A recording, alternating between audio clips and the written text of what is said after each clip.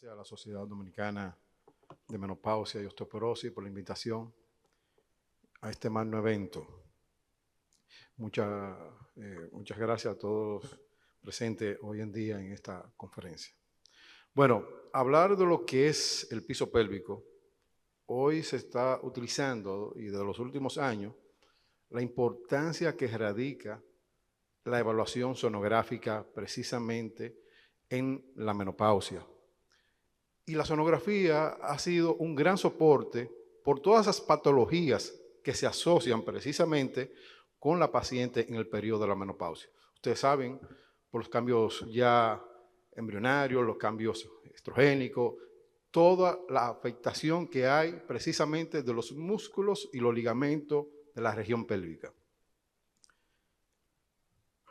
Y precisamente una parte importante que debemos destacar es evaluar lo que es las alteraciones urinarias, las alteraciones que tienen que ver con la incontinencia fecal, etc. Y una parte importante es que debe hacerse un trabajo multidisciplinario. ¿Y qué radica ese trabajo multidisciplinario? Es hacer un seguimiento para tener un mejor diagnóstico y tener un mejor pronóstico para un tratamiento eficiente. Y me explico. Si usted hace una buena evaluación ecográfica, es mucho más fácil para el que va a hacer el procedimiento quirúrgico tener la mayor facilidad para el campo anatómico que va a trabajar. Y además, si esa paciente necesita, en este caso, un programa de rehabilitación para el programa de piso pélvico. Y un dato muy importante es también el seguimiento de la colocación de cinta, de malla, etcétera. Y así podemos nosotros ya de ir trabajando de manera empírica y hacer un trabajo mucho más programado y mucho más eficiente. Tenemos que para ya el año 2010, como ven acá,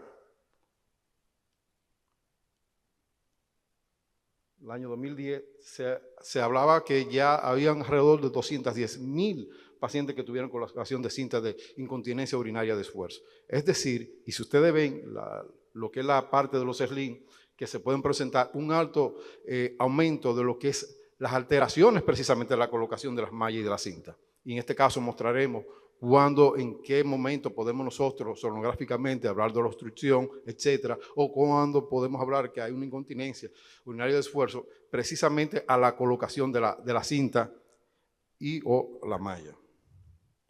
Tenemos que ver que mayormente muchas de las afectaciones que están a la vista no es necesario, pero el ultrasonido ha sido de gran valor y más en los últimos años para tener un diagnóstico preciso de muchas de las afectaciones, no solamente anatómicas, sino funcional del piso pélvico.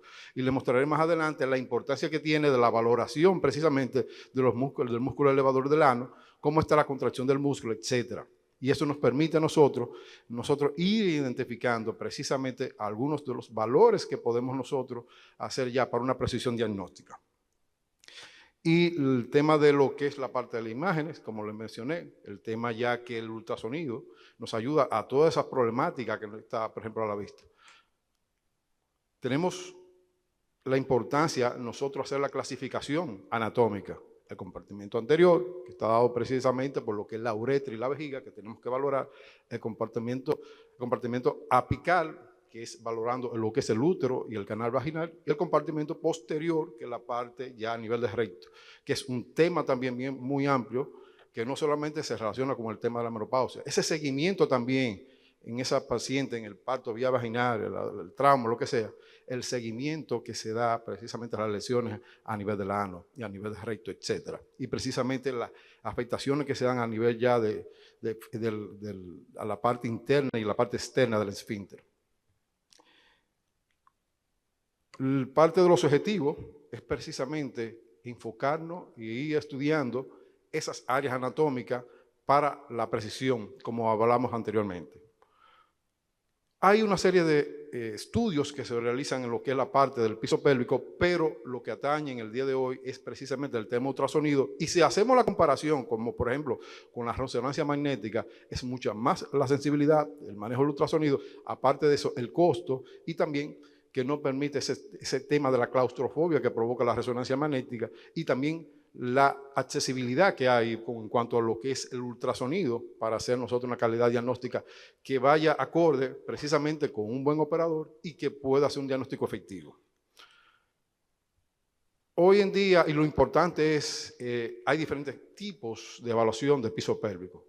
Pero la parte que más se está utilizando, y principalmente en el tema de Latinoamérica, es la parte transperineal, que es ya con la parte 2D y 3D, y también es de menos, vamos a decir, complicación para la paciente. Y el tema, cuando hablamos ya de la parte endovaginal y endoanal, se necesita un software diferente, un transductor volumétrico, transvaginal, etc. Y la ventaja que tiene el transperineal es que es menos traumático incluso para las pacientes. Es sencillo, la paciente se coloca en posición de litotomía dorsal, la pierna persillada prácticamente hacia los glúteos, y colocar el transductor, un transductor convexo de 4 a 8 MHz, y que este nos permita en el plano transperineal utilizar los diferentes planos, el plano axial, coronal y sagital, para hacer una buena toma y combinarlos con muchos de los factores que más adelante les mostraré. El tema, mira el caso del transductor transvaginal, es la parte anatómica, como ven, y los que hacen ultrasonido que están aquí saben la importancia que radica esa parte. Y esta es la forma de la colocación de lo que es el ultrasonido, y principalmente de la escuela australiana, de Peter Dertz, que precisamente utiliza esta metodología y que ayuda bastante al seguimiento y al diagnóstico oportuno. Aquí tenemos la técnica y siempre lo que hace un ultrasonido, colocar en la parte superior, en la parte izquierda del operador, que se vea la sínfisis del pubis. Ese es el punto estándar de la evaluación. Y ese corte medio sagital que se ve ahí, esa es la primera toma que debe hacer.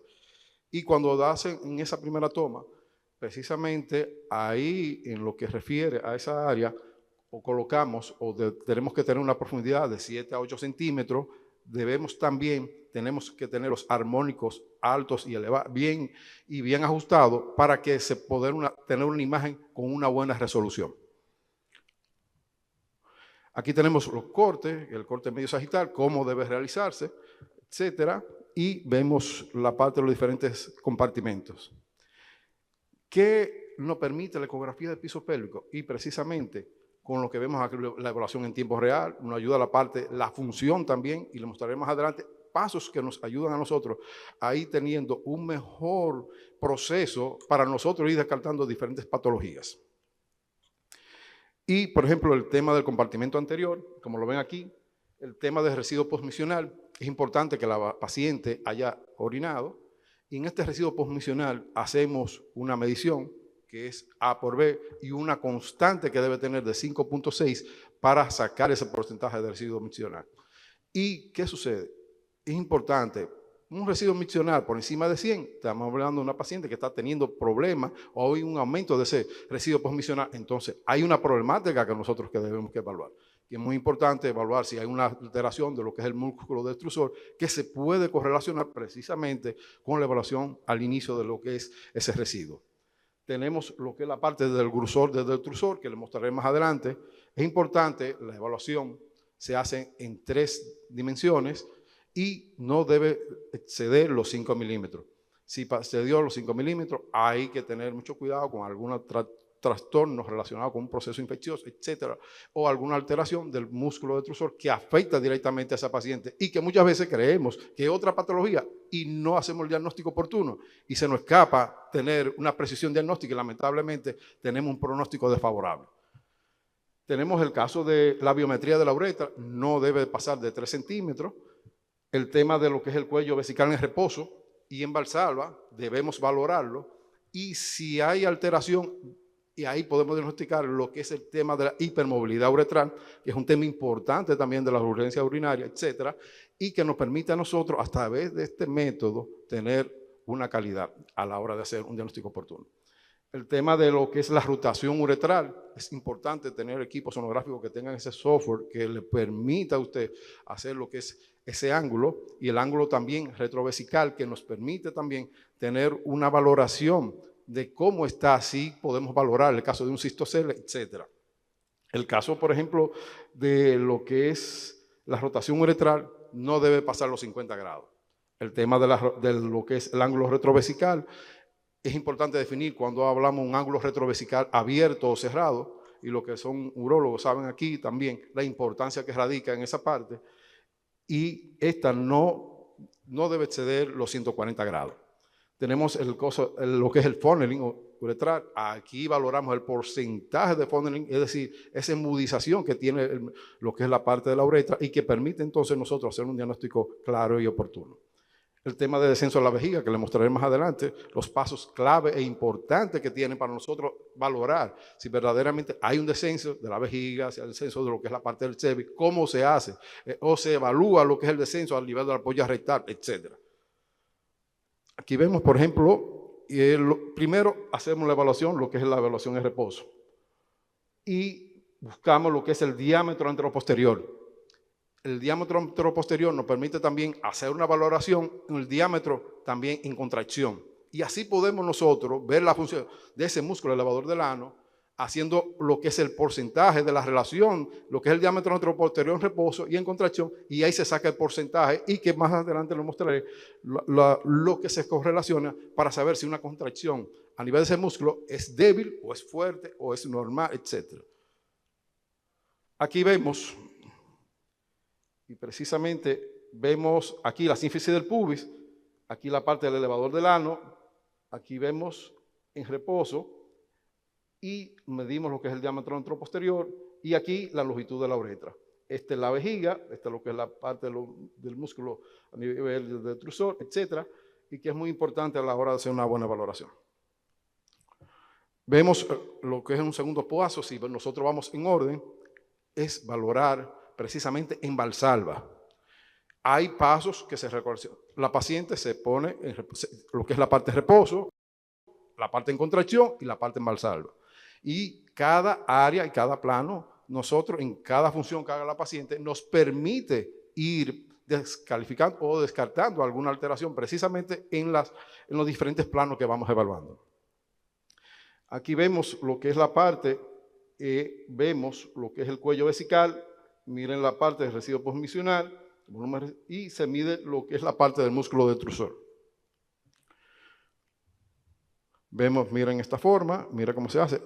Y si vemos aquí, y vemos lo que es en el plano ya en el tercer paso, pantalla dual, buscamos lo que es el ángulo de rotación, el ángulo retrovesical, etcétera, y también lo que es la parte del funneling. Aquí vemos, miren aquí, si vemos, mira el cuello vesical, la parte de la longitud, en reposo y cuando es en Valsalva. En este caso, miren la sínfisis del pubis y miren la parte de la sínfisis del pubis y aquí queda prácticamente, ¿por dónde? Ahí queda por debajo de lo que es la sínfisis del pubis. Ahí en este caso se suma. Más adelante, después ya en otro tema, cuándo se suma, cuándo se resta y cuándo podemos descartar entonces una alteración de lo que es la parte del cuello vesical y la correlación que hay en cuando se da esta afectación y cuando nosotros podemos valorarla sonográficamente. Aquí vemos lo que es el ángulo, aquí vemos el ángulo retrovesical y el ángulo de rotación, cómo lo podemos visualizar. Mire el ángulo retrovesical en 3 puntos. Vamos a decir que hay un ángulo retrovesical abierto de 180 grados. Hay una paciente ahí que está teniendo un problema, una alteración a nivel del sistema urinario. En este caso, mire el ángulo aquí, el ángulo de rotación, y ahí se saca el ángulo y nos permite a nosotros por debajo de 50 grados, o si está normal, por encima de 50 grados, hay afectación de hipermovilidad uretral. Mire aquí, en este caso, como se observa, el ángulo retrovesical. Miren este caso, mire ese aumento y se ve un cistocel importante. Ahí se valora y podemos hacer diagnóstico preciso. Miren aquí, en esta forma, en esta toma, cómo se ve la muestra. Miren este caso, miren este plano, etc. Miren, hay equipos que nos permiten a nosotros hacerlo de manera automática, lo que es, si no tenemos esa valoración, ese software, tendríamos que hacerlo manual y lleva su tiempecito. Miren la otra forma de los diferentes ángulos.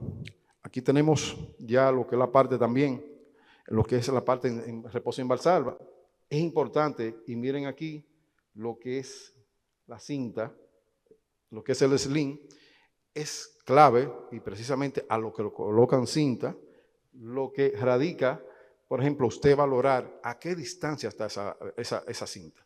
Y precisamente la cinta hay que valorarla hasta el meato, en este caso, mira, hasta el meato,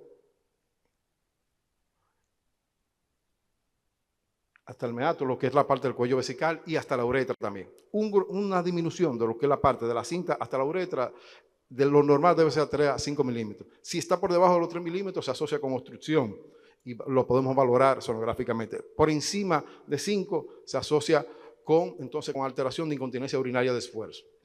Y también el gap sling, cuando hablamos de gap sling, es precisamente desde la sínfisis del pubis hasta la cinta. Y ahí podemos valorar debajo de 8, se afecta con obstrucción, por encima de 14, con incontinencia urinaria de esfuerzo se relaciona. Aquí tenemos, miren, ahí vemos una uretra fija, precisamente después de una cirugía de Borch. Ahí se ve una que no se desplaza, precisamente lo que es el cuello vesical. Aquí tenemos ya lo que es una colocación de cinta. Miren la cinta de TOT, cómo se podemos ver los brazos, etc. Ahí tenemos ahora parte de lo que es el sexto paso. Ahí podemos valorar los prolapsos. El prolapso, por ejemplo, prolapso de la vejiga, es importante nosotros visualizar si mayor de 10 milímetros por debajo de la sínfisis del pubis se asocia con precisamente un cistocele importante. El caso del cervix se valora, un cervix que se valore por debajo de 15 milímetros por encima de lo que es la sínfisis del pubis, se asocia con afectación precisamente de un prolapso a nivel uterino. Y el tema de la ampolla rectal, a qué distancia está por debajo de la sínfisis del pubis. Pues si está por debajo de los 15 milímetros, por debajo de la sínfisis del pubis, se asocia con prolapso precisamente del compartimento posterior del recto. Aquí tenemos, miren ese enlace, miren cómo se ve para nosotros valorar sonográficamente precisamente datos correlacionados con afectación de los prolapsos del compartimento anterior, apical y posterior. Miren en este tramo, en este toma, etc. Líneas de referencia que se utiliza para nosotros hacer un seguimiento oportuno para descartar el tema de los prolapsos. La posición, la profundidad, etcétera, para precisamente valorar lo que es la parte del compartimento posterior. Y un dato clave también es viendo y visualizando desde el punto de vista anatómico y funcional precisamente de esa área. Aquí vemos también en este plano, miren cómo se ve la parte en el corte del medio sagital. Ahí se ve, miren cómo se desplaza toda esa parte intestinal y hay prácticamente una incontinencia totalmente fecal también.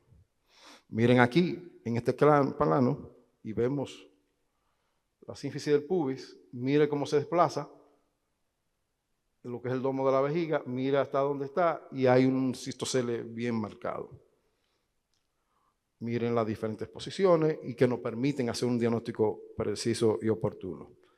La parte ya de valorar lo que es la contracción, la importancia que tiene, nos permite hacer como pasos claves para nosotros determinar cómo está ese músculo del elevador del ano.